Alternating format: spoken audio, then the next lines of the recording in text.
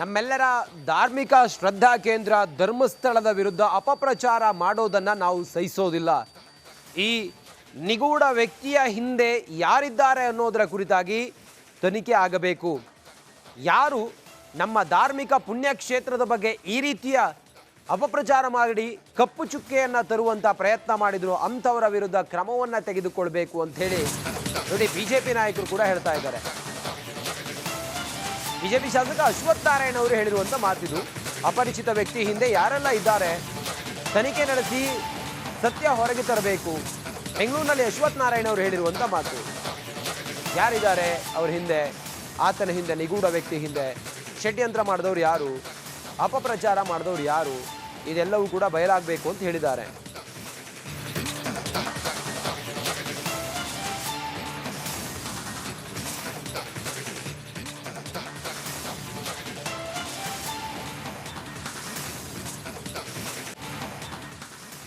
ಈ ಅನಾಮಿಕ ವ್ಯಕ್ತಿನೂ ಮತ್ತು ಅವನ ಹಿಂದೆ ಇರೋಂಥ ವ್ಯಕ್ತಿಗಳು, ಇದರ ಹಿಂದೆ ಇರೋಂಥ ಕೈವಾಡ, ಯಾರ್ಯಾರು ಕೈವಾಡ ಎಲ್ಲರಿಗೂ ಗೊತ್ತಿದೆ. ಎಲ್ಲಿಂದ ಕೈವಾಡಗಳು, ಯಾರ್ಯಾರು ಏನೇನು ಮಾಡಿದ್ದಾರೆ, ಯಾವ ವ್ಯಕ್ತಿಗಳಿದ್ದಾರೆ ಗೊತ್ತಿರೋದು. ಅದನ್ನೆಲ್ಲ ನೀವು ಸತ್ಯ ಬಯಲಿಗೆ ತನ್ನಿ. ಇವತ್ತು ಉಪಮುಖ್ಯಮಂತ್ರಿಗಳು ಹೇಳಿಕೆ ಕೊಟ್ಟಿದ್ದೀರಲ್ಲ, ಈ ಕೈವಾಡ ಹಿನ್ನೆಲೆ ಇರೋಂಥ ವ್ಯಕ್ತಿಗಳನ್ನು ನೀವು ಬಯಲಿಗೆ ತರಬೇಕು. ಇವನ್ ಮುಖ್ಯಮಂತ್ರಿಗಳು ಅವತ್ತು SIT ಮಾಡ್ತಿಲ್ಲ, ನಾವು ಸ್ಥಳೀಯ ಪೊಲೀಸರೇ ಚೆನ್ನಾಗಿ ತನಿಖೆ ಮಾಡ್ತಿದ್ದಾರೆ ಅಂತ ಹೇಳಿದ್ರು. ಮಾನ್ಯ ದಿನಕ್ಕೆ ಬದಲಾಯಿತು. ಯಾಕೆ ಬದಲಾಯಿತು? ನಮಗೇನು ನೀವು SIT ಮಾಡ್ರಂತ ಏನು ಸಮಸ್ಯೆ ಇಲ್ಲ, SIT ಮಾಡಿದ್ದು ಓಕೆ, ಸ್ವಾಗತ. ಆದರೆ ನಿಮ್ಮ ನಿಲುವು ಯಾಕೆ ಬದಲಾಯಿತು ಅಂತ ಕೇಳ್ತಿರೋದು. ಸೊ ನಿಮ್ಮ ನಿಲುವು ಬದಲಾಗಲಿಕ್ಕೆ ಸಾಯಂಕಾಲ ಒಬ್ಬ ಮುಖ್ಯಮಂತ್ರಿ ಸ್ಥಾನದಲ್ಲಿರೋರು ಸಾಯಂಕಾಲ ಒಂದು ಹೇಳ್ತಾರೆ, ಬೆಳಗ್ಗೆ ಒಂದು ಹೇಳ್ತಾರೆ ಅಂದರೆ ಯಾವ ರೀತಿ ನಿಮ್ಮ ಆಡಳಿತ ಇದೆ ಅನ್ನೋದನ್ನ ನಮಗೆ ಅರ್ಥ ಆಗುತ್ತೆ. ಈ ಅನಾಮಿಕ ವ್ಯಕ್ತಿನೂ ಮತ್ತು ಅವನ ಹಿಂದೆ ಇರೋಂಥ ವ್ಯಕ್ತಿಗಳು, ಇದರ ಹಿಂದೆ ಇರೋಂಥ ಕೈವಾಡ, ಯಾರ್ಯಾರು ಕೈವಾಡ ಎಲ್ಲರಿಗೂ ಗೊತ್ತಿದೆ. ಎಲ್ಲಿಂದ ಕೈವಾಡಗಳು, ಯಾರ್ಯಾರು ಏನೇನು ಮಾಡಿದ್ದಾರೆ, ಯಾವ ವ್ಯಕ್ತಿಗಳಿದ್ದಾರೆ ಗೊತ್ತಿರೋದು. ಅದನ್ನೆಲ್ಲ ನೀವು ಸತ್ಯ ಬಯಲಿಗೆ ತನ್ನಿ. ಇವತ್ತು ಉಪಮುಖ್ಯಮಂತ್ರಿಗಳು ಹೇಳಿಕೆ ಕೊಟ್ಟಿದ್ದೀರಲ್ಲ, ಈ ಕೈವಾಡ ಹಿನ್ನೆಲೆ ಇರೋಂಥ ವ್ಯಕ್ತಿಗಳನ್ನು ನೀವು ಬಯಲಿಗೆ ತರಬೇಕು. ಇವನ್ ಮುಖ್ಯಮಂತ್ರಿಗಳು ಅವತ್ತು SIT ಮಾಡ್ತಿಲ್ಲ, ನಾವು ಸ್ಥಳೀಯ ಪೊಲೀಸರೇ ಚೆನ್ನಾಗಿ ತನಿಖೆ ಮಾಡ್ತಿದ್ದಾರೆ ಅಂತ ಹೇಳಿದ್ರು. ಮಾನ್ಯ ದಿನಕ್ಕೆ ಬದಲಾಯಿತು. ಯಾಕೆ ಬದಲಾಯಿತು? ನಮಗೇನು ನೀವು SIT ಮಾಡ್ರಂತ ಏನು ಸಮಸ್ಯೆ ಇಲ್ಲ, SIT ಮಾಡಿದ್ದು ಓಕೆ, ಸ್ವಾಗತ. ಆದರೆ ನಿಮ್ಮ ನಿಲುವು ಯಾಕೆ ಬದಲಾಯಿತು ಅಂತ ಕೇಳ್ತಿರೋದು. ಸೊ ನಿಮ್ಮ ನಿಲುವು ಬದಲಾಗಲಿಕ್ಕೆ ಸಾಯಂಕಾಲ ಒಬ್ಬ ಮುಖ್ಯಮಂತ್ರಿ ಸ್ಥಾನದಲ್ಲಿರೋರು ಸಾಯಂಕಾಲ ಒಂದು ಹೇಳ್ತಾರೆ, ಬೆಳಗ್ಗೆ ಒಂದು ಹೇಳ್ತಾರೆ ಅಂದರೆ ಯಾವ ರೀತಿ ನಿಮ್ಮ ಆಡಳಿತ ಇದೆ ಅನ್ನೋದನ್ನ ನಮಗೆ ಅರ್ಥ. ನಮ್ಮೆಲ್ಲರ ಧಾರ್ಮಿಕ ಶ್ರದ್ಧಾ ಕೇಂದ್ರ ಧರ್ಮಸ್ಥಳದ ವಿರುದ್ಧ ಅಪಪ್ರಚಾರ ಮಾಡೋದನ್ನು ನಾವು ಸಹಿಸೋದಿಲ್ಲ. ಈ ನಿಗೂಢ ವ್ಯಕ್ತಿಯ ಹಿಂದೆ ಯಾರಿದ್ದಾರೆ ಅನ್ನೋದರ ಕುರಿತಾಗಿ ತನಿಖೆ ಆಗಬೇಕು. ಯಾರು ನಮ್ಮ ಧಾರ್ಮಿಕ ಪುಣ್ಯಕ್ಷೇತ್ರದ ಬಗ್ಗೆ ಈ ರೀತಿಯ ಅಪಪ್ರಚಾರ ಮಾಡಿ ಕಪ್ಪು ಚುಕ್ಕೆಯನ್ನು ತರುವಂಥ ಪ್ರಯತ್ನ ಮಾಡಿದ್ರು ಅಂಥವರ ವಿರುದ್ಧ ಕ್ರಮವನ್ನು ತೆಗೆದುಕೊಳ್ಬೇಕು ಅಂಥೇಳಿ ನೋಡಿ ಬಿಜೆಪಿ ನಾಯಕರು ಕೂಡ ಹೇಳ್ತಾ ಇದ್ದಾರೆ. ಬಿಜೆಪಿ ಶಾಸಕ ಅಶ್ವಥ್ ನಾರಾಯಣ ಅವರು ಹೇಳಿರುವಂಥ ಮಾತಿದು. ಅಪರಿಚಿತ ವ್ಯಕ್ತಿ ಹಿಂದೆ ಯಾರೆಲ್ಲ ಇದ್ದಾರೆ ತನಿಖೆ ನಡೆಸಿ ಸತ್ಯ ಹೊರಗೆ ತರಬೇಕು. ಬೆಂಗಳೂರಿನಲ್ಲಿ ಅಶ್ವಥ್ ನಾರಾಯಣ ಅವರು ಹೇಳಿರುವಂಥ ಮಾತು. ಯಾರಿದ್ದಾರೆ ಅವ್ರ ಹಿಂದೆ, ಆತನ ಹಿಂದೆ, ನಿಗೂಢ ವ್ಯಕ್ತಿ ಹಿಂದೆ ಷಡ್ಯಂತ್ರ ಮಾಡಿದವ್ರು ಯಾರು, ಅಪಪ್ರಚಾರ ಮಾಡಿದವ್ರು ಯಾರು, ಇದೆಲ್ಲವೂ ಕೂಡ ಬಯಲಾಗಬೇಕು ಅಂತ ಹೇಳಿದ್ದಾರೆ.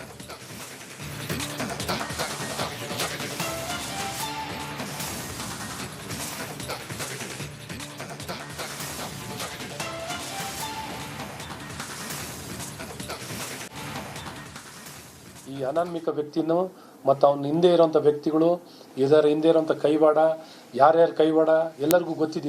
ಎಲ್ಲಿಂದ ಕೈವಾಡಗಳು, ಯಾರ್ಯಾರು ಏನೇನು ಮಾಡಿದ್ದಾರೆ, ಯಾವ ವ್ಯಕ್ತಿಗಳಿದ್ದಾರೆ ಗೊತ್ತಿರೋದು. ಅದನ್ನೆಲ್ಲ ನೀವು ಸತ್ಯ ಬಯಲಿಗೆ ತನ್ನಿ. ಇವತ್ತು ಉಪಮುಖ್ಯಮಂತ್ರಿಗಳು ಹೇಳಿಕೆ ಕೊಟ್ಟಿದ್ದೀರಲ್ಲ, ಈ ಕೈವಾಡ ಹಿನ್ನೆಲೆ ಇರೋಂಥ ವ್ಯಕ್ತಿಗಳನ್ನು ನೀವು ಬಯಲಿಗೆ ತರಬೇಕು. ಇವನ್ ಮುಖ್ಯಮಂತ್ರಿಗಳು ಅವತ್ತು SIT ಮಾಡ್ತಿಲ್ಲ, ನಾವು ಸ್ಥಳೀಯ ಪೊಲೀಸರೇ ಚೆನ್ನಾಗಿ ತನಿಖೆ ಮಾಡ್ತಿದ್ದಾರೆ ಅಂತ ಹೇಳಿದ್ರು. ಮಾನ್ಯ ದಿನಕ್ಕೆ ಬದಲಾಯಿತು. ಯಾಕೆ ಬದಲಾಯಿತು?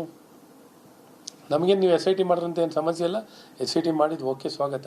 ಆದರೆ ನಿಮ್ಮ ನಿಲುವು ಯಾಕೆ ಬದಲಾಯಿತು ಅಂತ ಕೇಳ್ತಿರೋದು.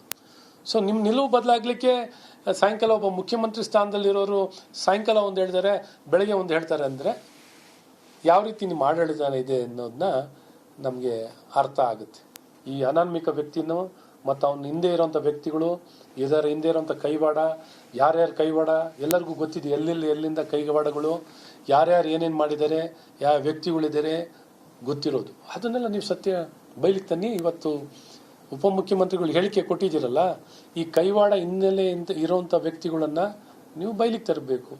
ಇವನ್ ಮುಖ್ಯಮಂತ್ರಿಗಳು ಅವತ್ತು SIT ಮಾಡ್ತಿಲ್ಲ, ನಾವು ಸ್ಥಳೀಯ ಪೊಲೀಸರೇ ಚೆನ್ನಾಗಿ ತನಿಖೆ ಮಾಡ್ತಿದ್ರೆ ಅಂತ ಹೇಳಿದ್ರು. ಮಾರನೇ ದಿನಕ್ಕೆ ಬದಲಾಯಿತು. ಯಾಕೆ ಬದಲಾಯಿತು?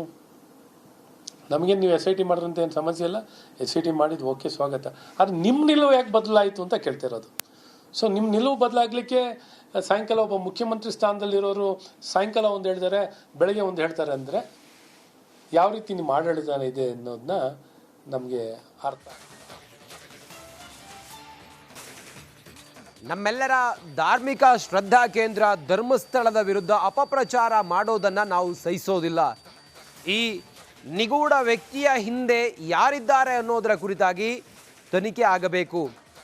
ಯಾರು ನಮ್ಮ ಧಾರ್ಮಿಕ ಪುಣ್ಯಕ್ಷೇತ್ರದ ಬಗ್ಗೆ ಈ ರೀತಿಯ ಅಪಪ್ರಚಾರ ಮಾಡಿ ಕಪ್ಪು ಚುಕ್ಕೆಯನ್ನು ತರುವಂಥ ಪ್ರಯತ್ನ ಮಾಡಿದ್ರು ಅಂಥವರ ವಿರುದ್ಧ ಕ್ರಮವನ್ನು ತೆಗೆದುಕೊಳ್ಬೇಕು ಅಂಥೇಳಿ ನೋಡಿ BJP ನಾಯಕರು ಕೂಡ ಹೇಳ್ತಾ ಇದ್ದಾರೆ. BJP ಶಾಸಕ ಅಶ್ವಥ್ ನಾರಾಯಣ್ ಅವರು ಹೇಳಿರುವಂಥ ಮಾತಿದು. ಅಪರಿಚಿತ ವ್ಯಕ್ತಿ ಹಿಂದೆ ಯಾರೆಲ್ಲ ಇದ್ದಾರೆ ತನಿಖೆ ನಡೆಸಿ ಸತ್ಯ ಹೊರಗೆ ತರಬೇಕು. ಬೆಂಗಳೂರಿನಲ್ಲಿ ಅಶ್ವಥ್ ನಾರಾಯಣ್ ಅವರು ಹೇಳಿರುವಂಥ ಮಾತು.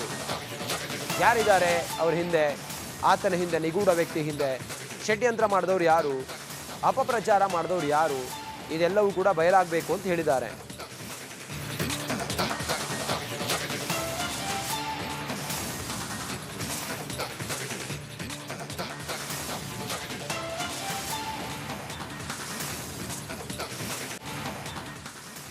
ಈ ಅನಾನ್ಮಿಕ ವ್ಯಕ್ತಿನೂ ಮತ್ತು ಅವನ ಹಿಂದೆ ಇರೋಂಥ ವ್ಯಕ್ತಿಗಳು, ಇದರ ಹಿಂದೆ ಇರೋಂಥ ಕೈವಾಡ, ಯಾರ್ಯಾರು ಕೈವಾಡ ಎಲ್ಲರಿಗೂ ಗೊತ್ತಿದೆ.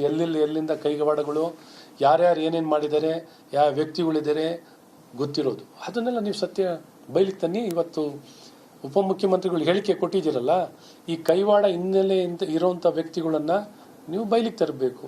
ಇವನ್ ಮುಖ್ಯಮಂತ್ರಿಗಳು ಅವತ್ತು SIT ಮಾಡ್ತಿಲ್ಲ, ನಾವು ಸ್ಥಳೀಯ ಪೊಲೀಸರೇ ಚೆನ್ನಾಗಿ ತನಿಖೆ ಮಾಡ್ತಿದ್ರೆ ಅಂತ ಹೇಳಿದ್ರು. ಮಾರನೇ ದಿನಕ್ಕೆ ಬದಲಾಯಿತು. ಯಾಕೆ ಬದಲಾಯಿತು? ನಮಗೇನು ನೀವು SIT ಮಾಡಿದ್ರಂತ ಏನು ಸಮಸ್ಯೆ ಇಲ್ಲ, SIT ಮಾಡಿದ್ದು ಓಕೆ, ಸ್ವಾಗತ. ಆದರೆ ನಿಮ್ಮ ನಿಲುವು ಯಾಕೆ ಬದಲಾಯಿತು ಅಂತ ಕೇಳ್ತಿರೋದು.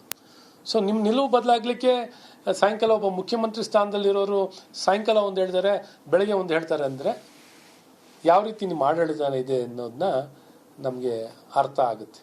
ಈ ಅನಾನ್ಮಿಕ ವ್ಯಕ್ತಿನೂ ಮತ್ತು ಅವನ ಹಿಂದೆ ಇರೋಂಥ ವ್ಯಕ್ತಿಗಳು, ಇದರ ಹಿಂದೆ ಇರೋಂಥ ಕೈವಾಡ, ಯಾರ್ಯಾರು ಕೈವಾಡ ಎಲ್ಲರಿಗೂ ಗೊತ್ತಿದೆ. ಎಲ್ಲಿಂದ ಕೈವಾಡಗಳು, ಯಾರ್ಯಾರು ಏನೇನು ಮಾಡಿದ್ದಾರೆ, ಯಾವ ವ್ಯಕ್ತಿಗಳಿದ್ದಾರೆ ಗೊತ್ತಿರೋದು. ಅದನ್ನೆಲ್ಲ ನೀವು ಸತ್ಯ ಬಯಲಿಗೆ ತನ್ನಿ. ಇವತ್ತು ಉಪಮುಖ್ಯಮಂತ್ರಿಗಳು ಹೇಳಿಕೆ ಕೊಟ್ಟಿದ್ದೀರಲ್ಲ, ಈ ಕೈವಾಡ ಹಿನ್ನೆಲೆಯಿಂದ ಇರೋಂಥ ವ್ಯಕ್ತಿಗಳನ್ನ ನೀವು ಬಯಲಿಗೆ ತರಬೇಕು. ಇವನ್ ಮುಖ್ಯಮಂತ್ರಿಗಳು ಅವತ್ತು SIT ಮಾಡ್ತಿಲ್ಲ, ನಾವು ಸ್ಥಳೀಯ ಪೊಲೀಸರೇ ಚೆನ್ನಾಗಿ ತನಿಖೆ ಮಾಡ್ತಿದ್ರೆ ಅಂತ ಹೇಳಿದ್ರು. ಮಾರನೇ ದಿನಕ್ಕೆ ಬದಲಾಯಿತು. ಯಾಕೆ ಬದಲಾಯಿತು? ನಮಗೇನು ನೀವು SIT ಮಾಡಿದ್ರಂತ ಏನು ಸಮಸ್ಯೆ ಇಲ್ಲ, SIT ಮಾಡಿದ್ದು ಓಕೆ, ಸ್ವಾಗತ. ಆದರೆ ನಿಮ್ಮ ನಿಲುವು ಯಾಕೆ ಬದಲಾಯಿತು ಅಂತ ಕೇಳ್ತಿರೋದು. ಸೊ ನಿಮ್ಮ ನಿಲುವು ಬದಲಾಗಲಿಕ್ಕೆ ಸಾಯಂಕಾಲ ಒಬ್ಬ ಮುಖ್ಯಮಂತ್ರಿ ಸ್ಥಾನದಲ್ಲಿರೋರು ಸಾಯಂಕಾಲ ಒಂದು ಹೇಳ್ತಾರೆ, ಬೆಳಗ್ಗೆ ಒಂದು ಹೇಳ್ತಾರೆ ಅಂದರೆ ಯಾವ ರೀತಿ ನಿಮ್ಮ ಆಡಳಿತ ಇದೆ ಅನ್ನೋದನ್ನ ನಮಗೆ ಅರ್ಥ.